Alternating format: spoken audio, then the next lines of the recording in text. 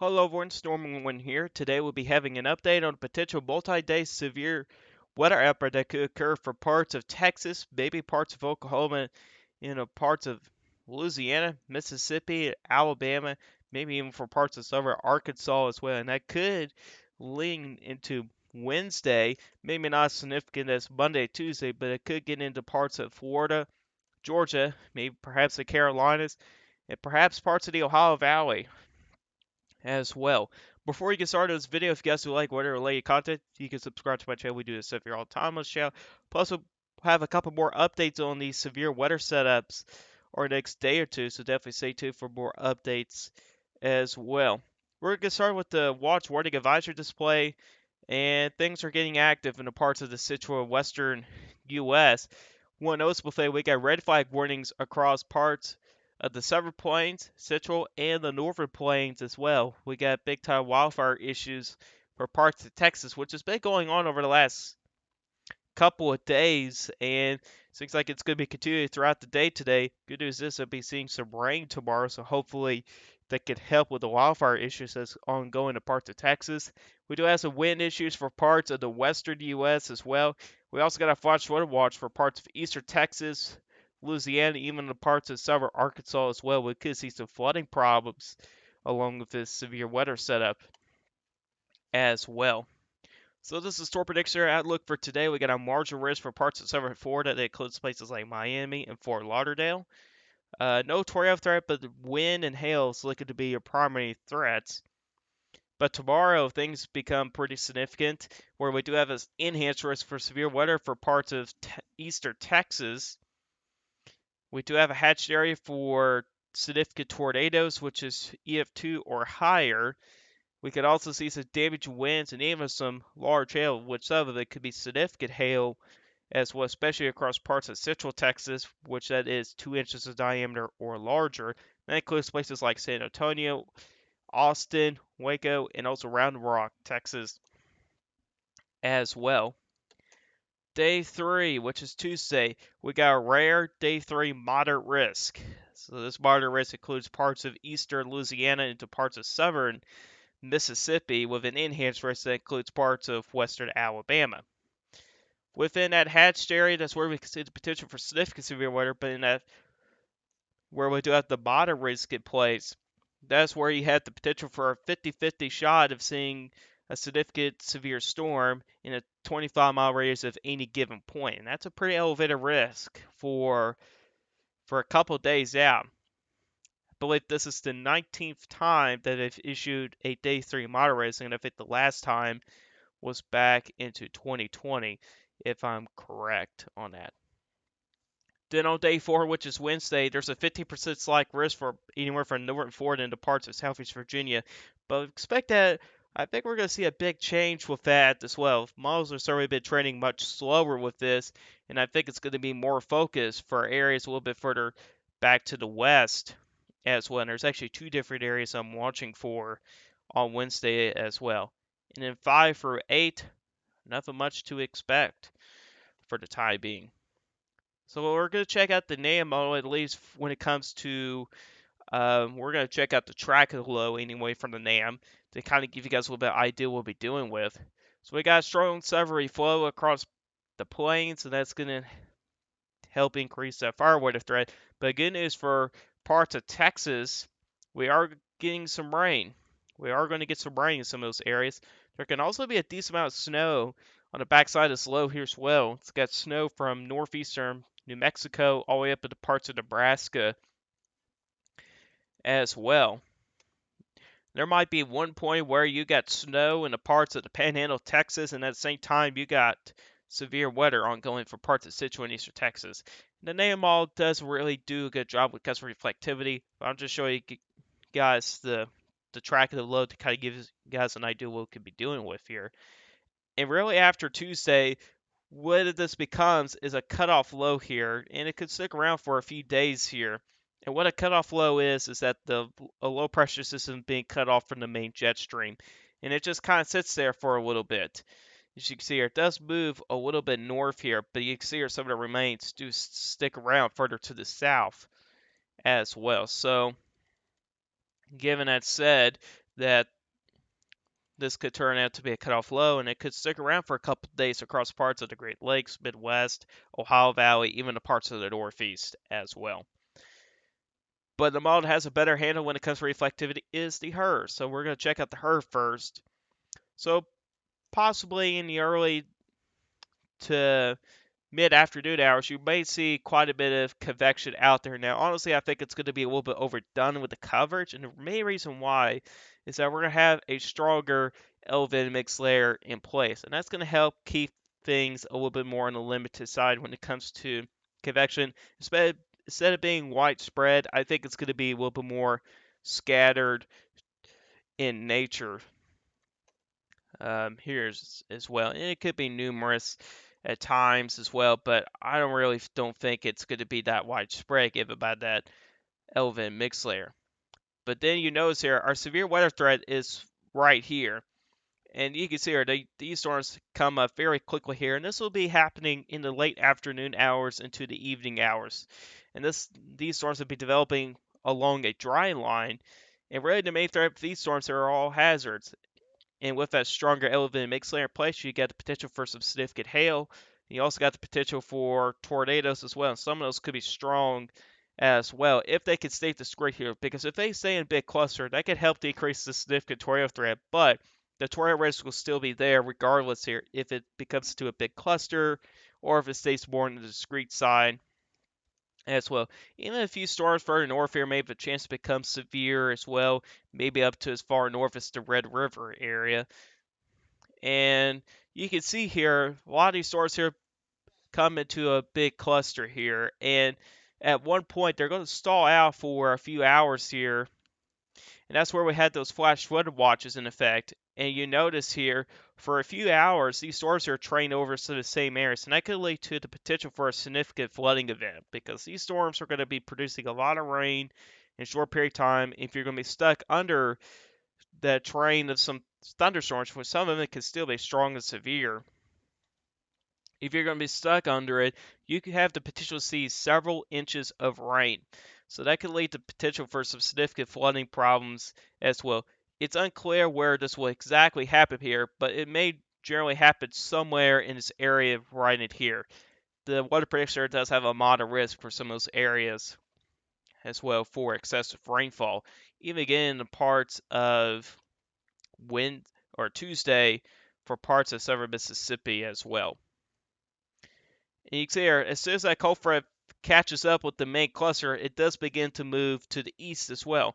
Now you do notice here that there's not a whole lot of convection out ahead of this squall line here. There is a little bit more, a little bit further to the south here, but eventually, as we get deeper to the day here, it could get a little bit more organized.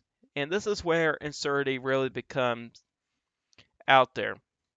Is this going to be a messy mode, or if we have the stronger elevated mix layer in place, we may not see so much activity. But if we have a weaker elevated mix layer, that could lead to a messy type of mode. And we'll get a little bit more detail with that here in a moment here. But with the HER model, it doesn't say much of the way of messy mode. But of course, this is towards the end run. This could change as well. But you could tell here by late afternoon on Tuesday, you got a pretty intense squall line here, getting as far north as near the Memphis area as well. Let's check out the significant parameters here. We'll go a little bit more detail with Monday first. And you can see here with significant parameters, there are some pretty elevated numbers out there, really over a 1. Conditions could be favorable for tornadoes, but over a 2, the conditions could be favorable for stronger tornadoes as well. And you can see here, we got a lot of areas at least above a 2, and even some areas above a 3. And that's a pretty high. These are decently high significant weather parameter numbers as well. And you can see we're closer to storms. It could be as high as a 4, but those things are a little bit contaminated as well. But let's get a little bit more of an accurate sounding out there. So this is in East Central Texas here. And you can see here, you got a very strong elevated mix layer in place. As you can see there, along the fact you got strong lap rates as well. Downdraft cape is pretty elevated, plenty of instability. Just enough wind shear here to get some strong severe storms going. And you do have a little bit of wind direction of height as well. So This will be favorable for all hazards as well, and that does include the threat for tornadoes, but really the most concerning thing about it, the sound here, will probably be the large hail. With a stronger mid-level lap rates in place, that could lead to some stronger updrafts as well. But as we get deeper to the overnight hours, when wind shear values really begin to increase, this is out in east central Texas or eastern Texas, I should say, and where we get those wind shear values really to crank up, which you can see with story to felicity numbers. The one we're looking on the last sounding was up as high as 200. Now we go story to felicity values getting up to between 300 to 500, and that's pretty high when it comes to story to felicity values. You got a very large photograph out there. The elevated mixler does become to subside a little bit as well, and that kind of leads to the potential uncertainty here out ahead of this main line of storms that will form along the dry line and continue to move off to the east.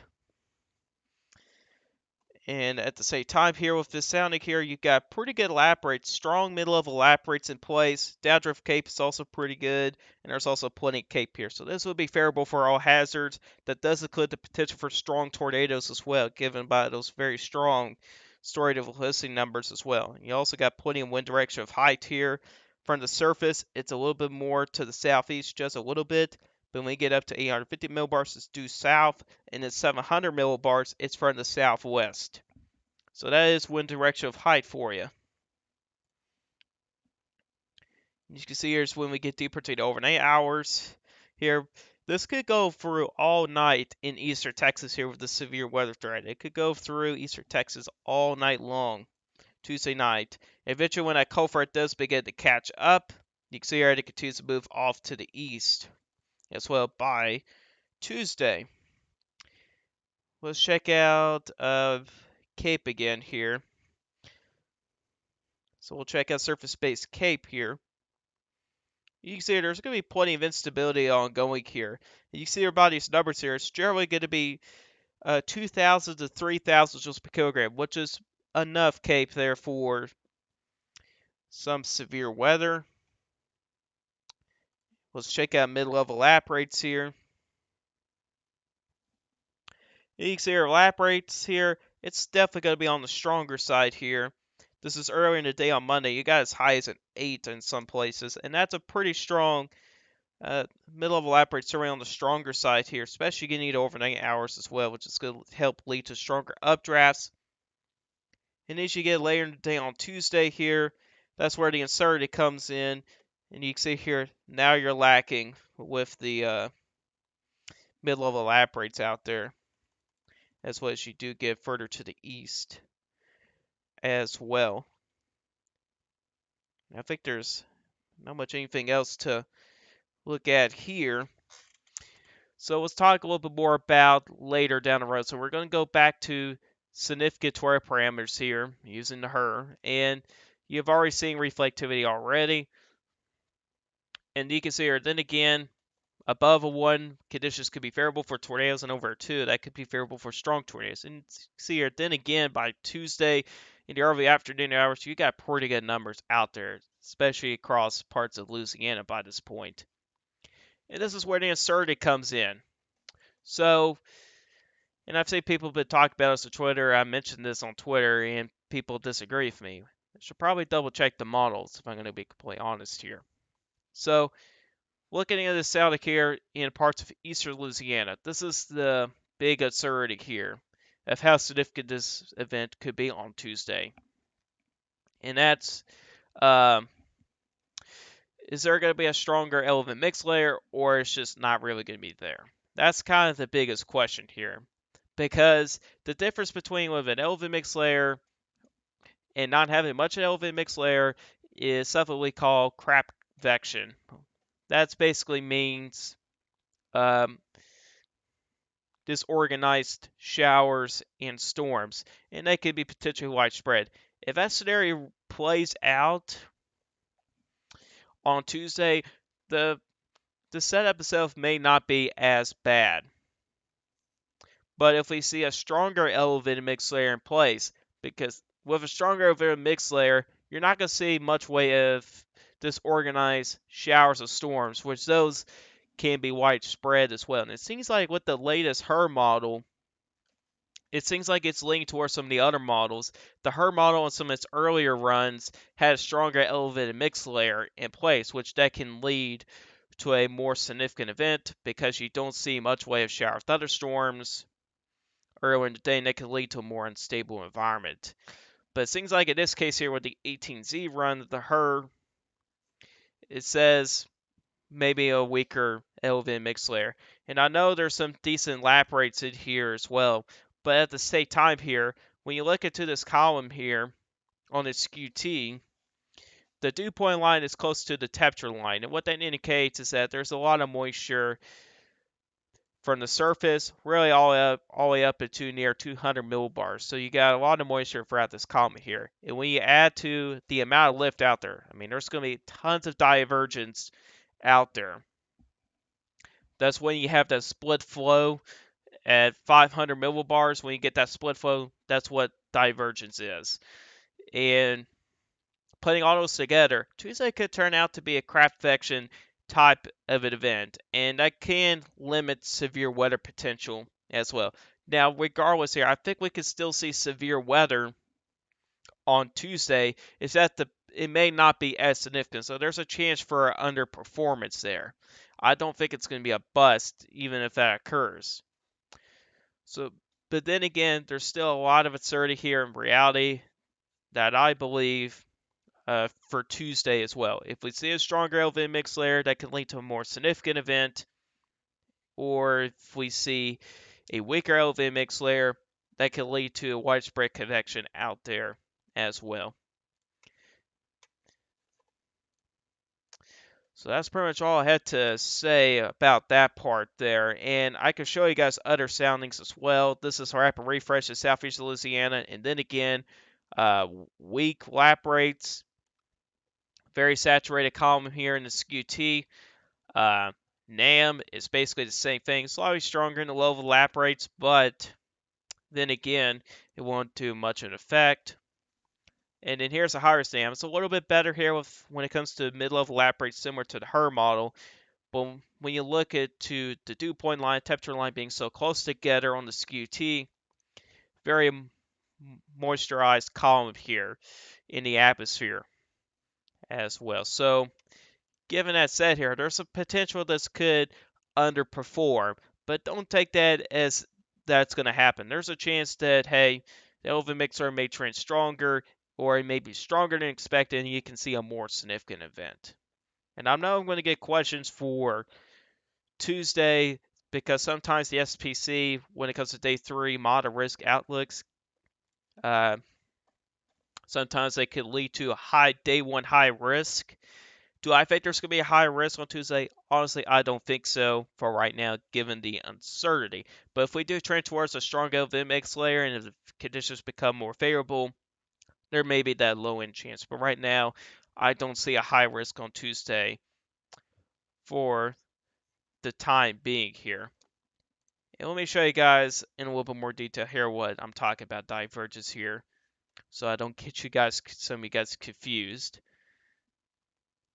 If this can load here. So then again, at 500 millibars here, when you get that type of split flow as well, you can see it right here. This is what divergence looks like here, and there's lots of divergence out there. It's when you got winds kind of like this here. When it spreads out as it moves farther to the east. That's what I mean by divergence, which can lead to strong lift out there as well. So that's what I mean out there as well. And also should note here, 500 millibars here, indicated by the HER model. Really by Monday here, it does come a little bit negatively tilt as well. But when you get into Tuesday, which I know doesn't go for the entire event, it may become slightly negatively tilt here. Actually, this is more positively tilt. Neutrally tilt, I should say. More of a neutrally tilt trough here, but regardless here, if it's neutral, negative, or a positively tilt trough, you can still see severe weather out of this regardless here as well. With the negative tilt trough, it can lead to more wind shear out there, and that can lead to a more significant event as well here. And that's why I'm more concerned about Monday because I got better confidence when it comes to the elevated mixed layer. It's likely to be on the stronger side, and that can lead to more discrete cells. Then on Tuesday, you have the potential for widespread convection. That's actually the main reason why that a couple days ago we had a slight and enhanced risk for parts of southeast Louisiana with also the potential for strong tornadoes. That's the reason why it didn't happen because you had widespread convection out there as well, and most of it was disorganized as well. So, given that said here, Tuesday may have the potential to be a convection day, or it could turn out to be a very significant day here. But then again, if it turns out to be a convection day here, I think we could still see severe weather out there. It just may not be as significant as what we'll have with a stronger elevated mixed layer. But overall, that's kind of my thoughts there for Tuesday. And let's move on to Wednesday here. And you can see here with the very elevated superset composite values on Tuesday here. Really, this system's been trending slower here over the last couple of days as well. And you'll see here what I mean, like I was mentioning earlier in the video here, that they may move it further to east because this is peak time heating on Wednesday. You can see here further down the road here, there's not much of anything going on in parts of North Carolina and Virginia. It's actually much farther to the east as well. And you can see there's two different areas that we're watching for here. You got one area up in the parts of the Ohio Valley, and you got another one for parts of Georgia, South Carolina, maybe back as far west as Alabama still on Wednesday here. And you can see as you get later in the day into the overnight hours here, you can see how some areas it does begin to back off as well. Wednesday for right now, I don't think it's going to be a very significant event here. There will be just enough wind shear to work with. This is 850 millibar winds. You can see a little bit further north, maybe slightly on the weaker side, but I think it'll just be enough to get some strong severe storms going. But as you get further to south here, the Lova jet is a little bit stronger as well. When it comes to dew points here, you can see here dew points far up north, mid to upper 50s, but for what we've seen a couple nights ago, back around the Louisville area, dew points at that time here were only in the mid 50s, and we still had tornadoes. So even with mid to upper 50 dew points, you can still see some severe weather. Which in this case here, with the NAM model, it does have upper 50s to around 60 dew points as well. It's also got elevated surface-based lift index values as well. And you see, as you get further to south here, you got some pretty good dew point values down there as well. If you check out surface-based CAPE here, you can see here pretty decent numbers as you get further north here, but at the same time, you also got the similar numbers further to south here. Still some uncertainty here when it comes to Wednesday overall. We'll probably have a better idea on Wednesday whenever the HER model comes into range here because it usually has a little better handle. Here's the GFS, also with the surface-based CAPE here. It's also been trending a little bit slower as well here. And it's also got some similar instability values out there as well. And when it comes to the wind shear, the Lova jet is elevated even up north as well. You can also tell here how fast the GFS is compared to NAM, which honestly, the GFS is likely to be too fast given by its progression bias here. But overall, Wednesday's not looking to be, a bad setup here for parts of the Ohio Valley, maybe for parts of Tennessee as well, and also the secondary area, parts of the Carolinas, Georgia, maybe eastern Alabama, and the parts of northern Florida as well here. But we'll probably have a better idea with Wednesday's setup here over the next couple of days. But anyways, guys, that's all for guys today. Hope you guys enjoyed this video. Guys, like this video, hit the like button. If you do like my channel, hit the subscribe button, hit the notifications when you miss an upload. If you got some questions about this, put a comment section down below. Alright, you guys questions. I'll see you guys in the next video. Goodbye and have a good day.